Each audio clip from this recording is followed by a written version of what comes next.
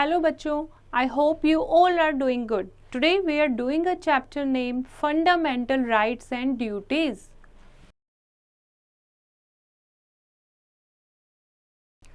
India में हम रहते हैं तो हमारे क्या राइट्स हैं और क्या हमारी ड्यूटीज़ हैं वो हम इस चैप्टर में पढ़ने वाले हैं, जिसके लिए हमें पहले पता करना होगा कि what is a constitution. Constitution क्या होता है? A constitution is a set of fundamental principles according to which a state और other organization is govern. These rules together make up that is constitute what the entity is. Constitution क्या होता है? Constitution होती है एक book, एक set of fundamental principles, कुछ ऐसे रूल रेगुलेशन उसमें लिखे होते हैं जिसके अकॉर्डिंग उस स्टेट को, उस ऑर्गेनाइजेशन को गवर्न करना होता है, जिसके मुताबिक सरकार चलती है। ठीक है, ऐसे सिद्धांत उसमें लिखे होते हैं, तो उसको क्या कहते हैं? Constitution. Okay, now what is Indian constitution? Several years back, we were ruled by British who came to India as traders and settled in our country as rulers. They forced their ways of thinking and working upon the Indians. They made them slaves and made them work at lower position in offices. The Indians hated it. They rebelled against the British rule. After a long struggle, Indians achieved their independence on August 15, 1947. We formed our own government. Some rules were needed to rule the country. The prominent and learned leader of India discussed and formed a set of rules to govern the country. This set of rules is called the Constitution of India.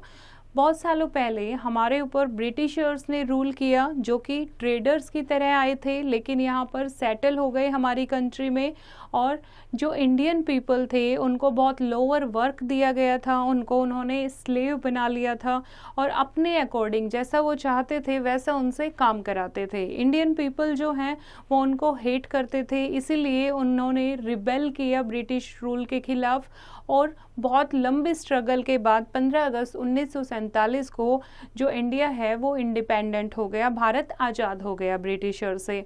अब जो हमारे leaders थे उन्होंने सोचा कि हमारे पास हमारे ऐसे रूल्स होने चाहिए जिससे हम कंट्री को चला सकें, तो एक सेट ऑफ रूल बनाया, set of rule to govern the country. और इन सेट ऑफ रूल्स को क्या नाम दिया गया? Constitution of India. It define the goals, duties and rights of the people. Our constitution was enforced on 26 जनवरी 1950। और constitution of India में हमारे गोल्स लिखे हुए हैं कि एज इंडिया हमारे क्या गोल्स हैं, आने वाले टाइम पर हम क्या करेंगे, क्या ड्यूटीज़ हैं इंडियन सिटीजन्स की, क्या यहाँ के लोगों को राइट मिले हुए हैं। और इस कॉन्स्टिट्यूशन को बनने में बहुत टाइम लग गया। 2 साल के बाद 26 जनवरी 1950 को कॉन्स्टिट्यूशन ऑफ इंडिया को अडॉप्ट किया गया। ओके, यहाँ आप देखोगे कॉन्स्टिट्यूशन ऑफ इंडिया का आपको प्रियम्बल यानी कि फर्स्ट पेज आपको दिखाया हुआ है कि जो हमारी बुक है कॉन्स्टिट्यूशन ऑफ इंडिया, एक सेट ऑफ रूल है, वो किस हिसाब से कौन कौन से प्रिंसिपल उसमें दिए गए हैं। Okay, The Indian Constitution begins with the preamble. The preamble is the introduction to the Constitution. It highlights some basic guiding principles that need to be followed by the leaders of the nation to run the government. Preamble is the first page of Constitution of India. Preamble में कुछ basic चीज़ लिखी हुई हैं जो कि हमारे leaders को follow करना चाहिए कि एक कंट्री को गवर्न करने के लिए उनको किन चीज़ों को ध्यान में रखना है। Okay,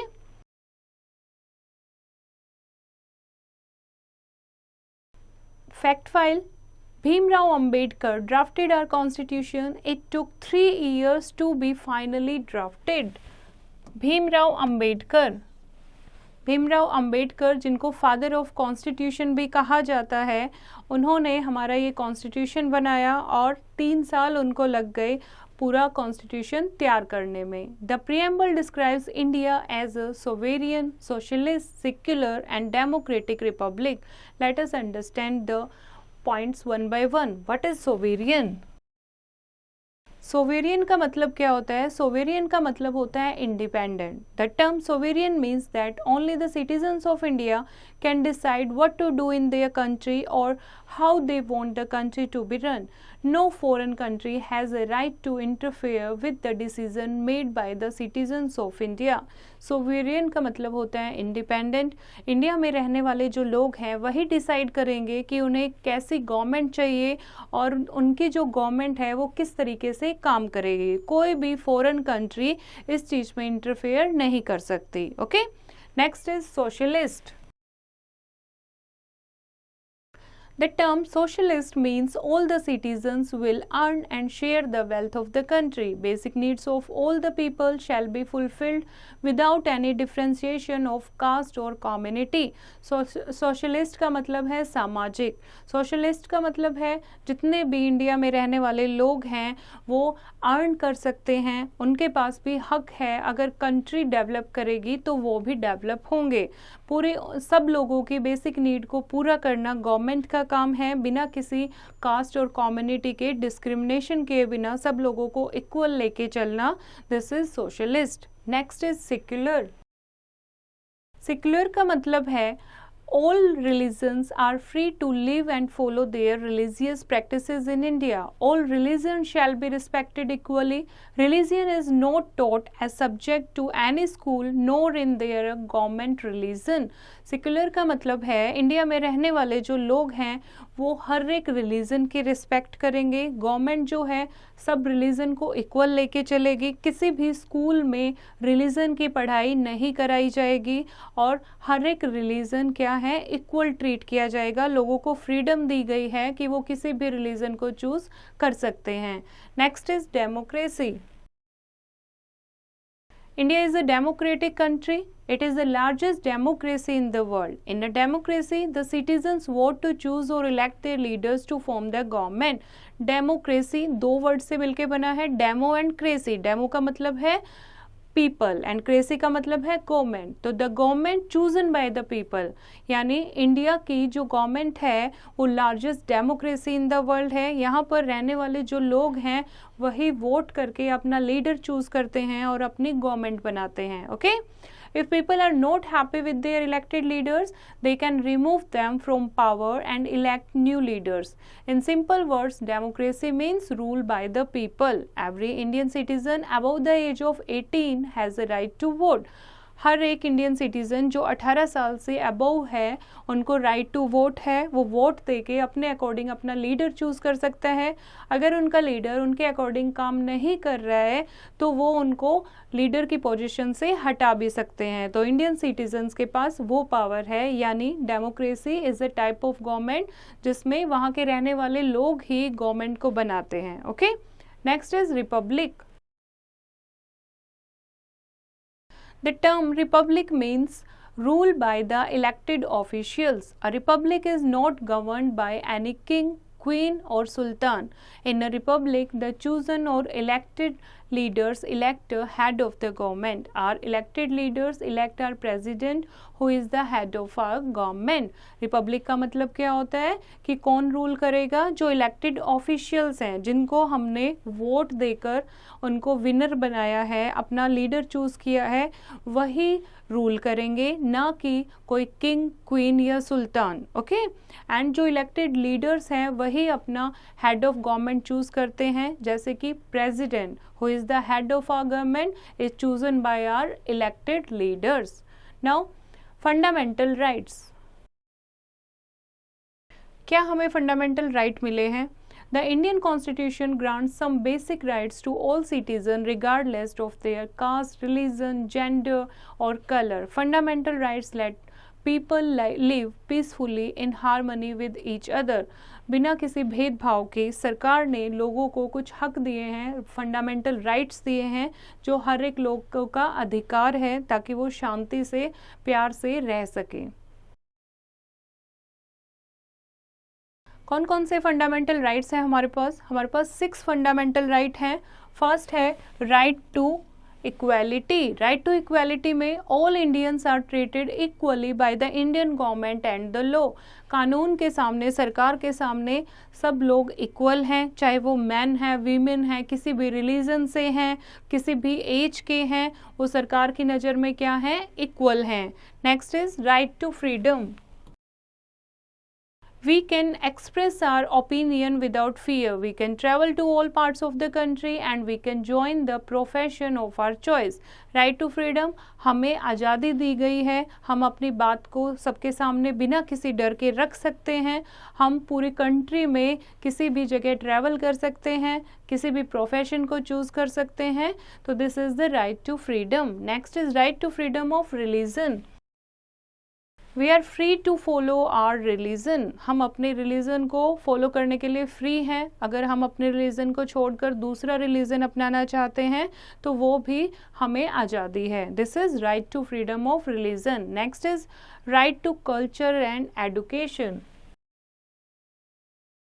Right to culture provides people the right to follow their lifestyle, and the right to education gives right to every child under the age of 14 to have education.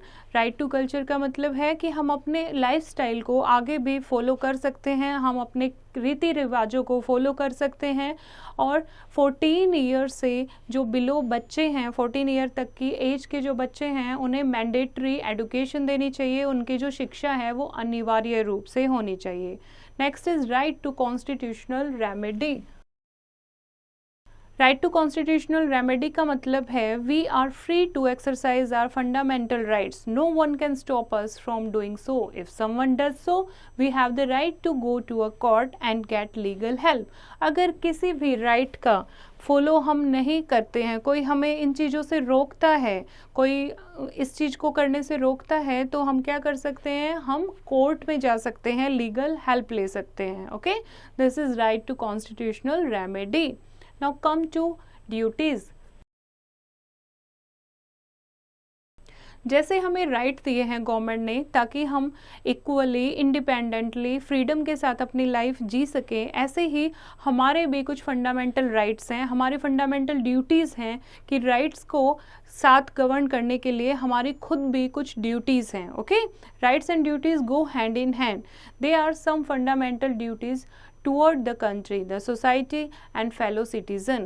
क्या क्या हमारी ड्यूटीज़ हैं?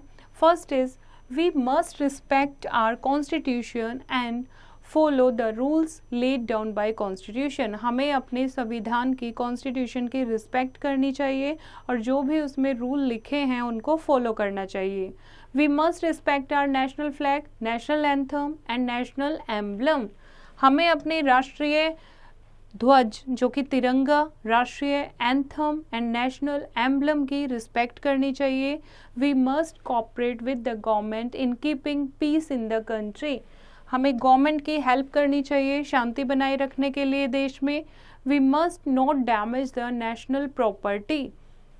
जो नेशनल प्रॉपर्टी है, public property है, उसे damage नहीं करना चाहिए.